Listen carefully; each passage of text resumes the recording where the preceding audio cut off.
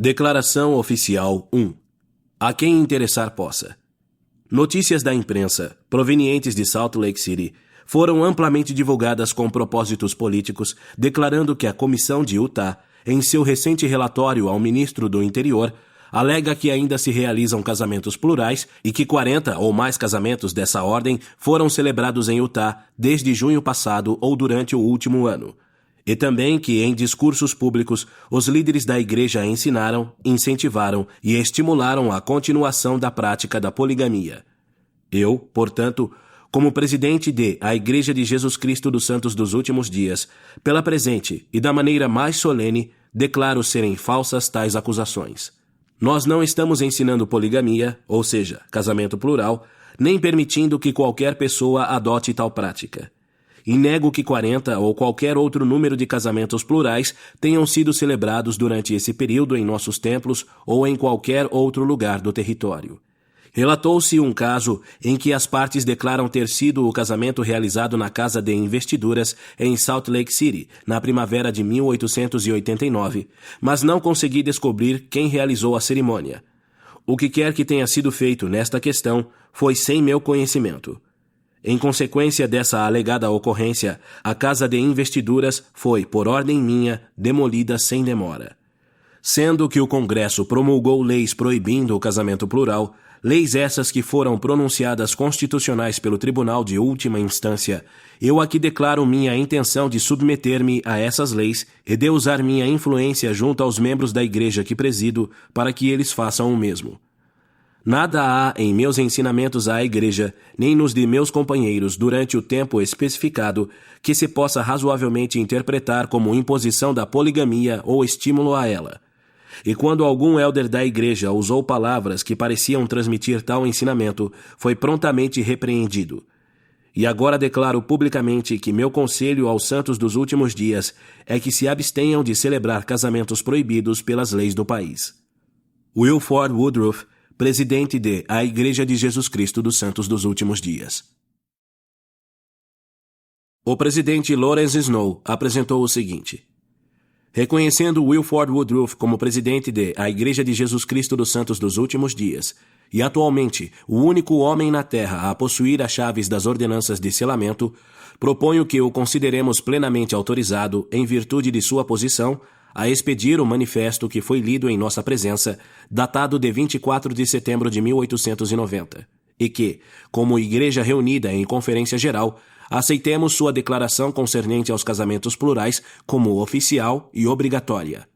O voto para apoiar a moção foi unânime. Salt Lake City, Utah, 6 de outubro de 1890. Trechos de 3 discursos do presidente Wilford Woodruff a respeito do manifesto. O Senhor jamais permitirá que eu, ou qualquer outro homem que presida esta igreja, vos desvie do caminho verdadeiro. Isso não faz parte do plano. Não é a intenção de Deus. Se eu tentasse fazê-lo, o Senhor me afastaria de meu lugar, o mesmo acontecendo com qualquer outro que tentasse afastar os filhos dos homens dos oráculos de Deus e de seus deveres. 61ª Conferência Geral Semestral da Igreja, segunda-feira, 6 de outubro de 1890, Salt Lake City, Utah. Publicado no Deseret Evening News, 11 de outubro de 1890, página 2. Não importa quem viva ou quem morra, ou quem seja chamado para conduzir esta igreja. Eles têm que conduzi-la pela inspiração do Deus Todo-Poderoso. Se assim não fizerem, de forma alguma o conseguirão. Ultimamente tenho recebido algumas revelações que considero muito importantes, e relatar-vos-ei o que o Senhor me disse. Consideremos o que chamamos de manifesto. O Senhor pediu-me que fizesse uma pergunta aos santos dos últimos dias, afirmando também que, se acatarem o que eu lhes disser e responderem, pelo Espírito e poder de Deus, à pergunta feita a eles, todos responderão da mesma forma e todos crerão da mesma forma em relação a este assunto. A pergunta é: qual o melhor caminho a ser seguido pelos santos dos últimos dias? Continuar tentando a prática do casamento plural, contrariando as leis do país e enfrentando a oposição de 60 milhões de pessoas, sofrendo o confisco e perda de todos os templos e a interrupção de todas as ordenanças neles realizadas, tanto para os vivos como para os mortos, além da prisão da primeira presidência e dos 12, bem como de chefes de família da igreja, e também o confisco de propriedades particulares dos membros, o que acarretaria a interrupção dessa prática.